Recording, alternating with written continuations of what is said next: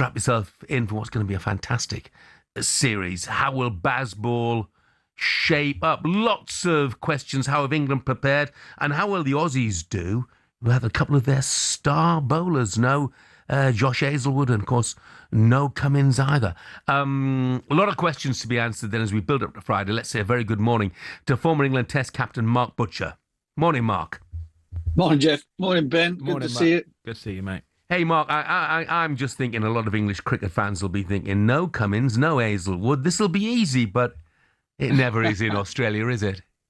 But yeah, it won't be easy. But my goodness, have they got a great chance? It's been a pretty barren hunting ground since 2010, 2011. Australia, we haven't won a test match, let alone a series down there since then. But I think there's a feeling that England, under Ben Stokes, with the bowling attack that they have at their disposal, and of course, as you mentioned, the lack of those two bowlers, great bowlers for Australia, this is the best chance England have had in a very long time. I mean, do they go in all guns blazing then, Mark? Do they go in with an all-pace attack in Perth? Sounds like it's the right sort of track.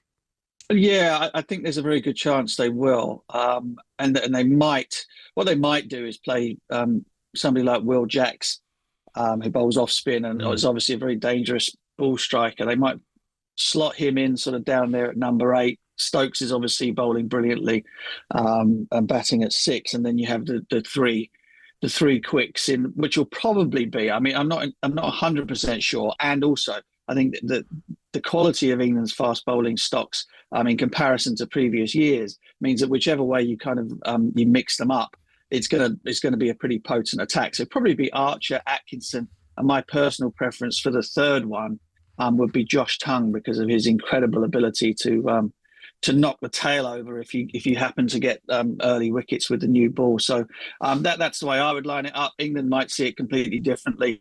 Obviously they're out there and they know who's firing on all cylinders. Mark Wood, I would probably hesitate to throw into the fray in the first Test match, given his complete lack of cricket leading up to it, having been injured all summer, and the hamstring that's given him a bit of problems in the run up to this first Test. Mark, the Australians have been winding the English up in the media. I'm looking at the back page. What's new? What's new? Yeah, I'm looking at the back page of the West Australian, obviously their national news, and it's a picture of the green monster, they call it, which is England's worst nightmare. Are we a little bit in their heads here, or do they just hate us and Bazball? Yeah, there's a mixture of all of those things. I think that Australia going into the series with their first choice team would be very much favourites and very, very confident. But I think the lack of Cummins, the lack of Hazlewood, albeit that their replacements in Michael Neser and Ben Doggett are very good. I don't know. It might be one or two of those. Boland comes in anyway.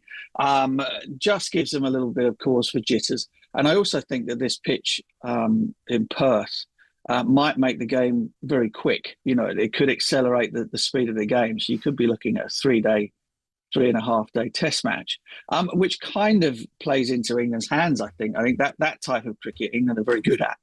The longer haul, going sort of 5 days, having to bat long periods of time is the part where they're not quite so strong. So I think there'll be a few nerves for Australia. Don't get me wrong. I think that the Australians will feel, given history and given England's record, even in sort of recent times in big series, they didn't beat India at home, they didn't beat Australia at home in the Ashes in 2023. That they haven't won a massive amount of series in the last 2 or 3, or since the last Ashes. I think they've only beaten Sri Lanka and the West Indies both at home, and the rest maybe they've drawn or lost. So England's, even though they played some wonderful cricket and some sort of memorable cricket, they haven't exactly been burning the house down when it comes to winning stuff. So Australia will still feel very confident, but I think that they're a little bit more nervous than they might have been. I mean, despite all that, I was reading Nasser Hussain saying this week that this is the series, Australia in Australia, that will define Ben Stokes, Brendan McCullum and Bazball. Is that right? Yeah, I think so. I mean, it's been, where did it start? 2022. And at the very beginning, they sort of came out of the blocks incredibly hard and tried to score runs at ridiculous rates 5-6 runs and over, and all that kind of stuff. It's just been tempered a little bit in the last couple of years as the team has matured and players have become sort of more in tune with sort of the rhythms of Test match cricket, which obviously can speed up at times, but more often than not, you have to be a little bit on the conservative side.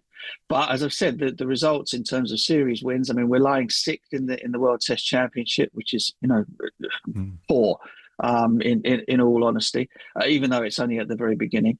And so, look, all roads seem to have been leading to this point. A player like Zach Crawley has played 50-odd Test matches, and no matter the ups and downs of his form, he's been backed with a view to the fact that they think that his game is very, very suited to scoring big runs in Australia. So all of these things are kind of like that they've put their stall on this series. If this crashes and burns, then obviously the doubters and the people that have been concerned about the lack of I say conservative is probably the wrong word, but the lack of sort of measured approach has been something that is costing them in terms of winning Test match series. And it'll be very difficult for them to justify that if this one goes south. However, I don't think it's going to. I mean, in the past, if you'd asked me, about an Ashes series, was I excited about it? What do I rate England's chances at? I'd be mumbling into my sleeve. But on this occasion, I don't know what's going to happen. Don't ask me what I think the result is going to be, but I'm genuinely excited about the prospect of a fabulous series, and England have the possibility and the skill in their squad to do something quite special. That was my final question. There you go. Yeah, I'm not answering it, Ben. I'm not doing it. I'm not getting. Who's favourites, Mark? Who's favourites? Well, Australia are the home team, and they lose so seldom at home that it's it's not funny. But the England really do have the skill and the sort of and the approach and the leadership in Stokes to do something very unexpected. And so, for that reason, a 2:30 alarm call on Friday morning is not going to be a problem.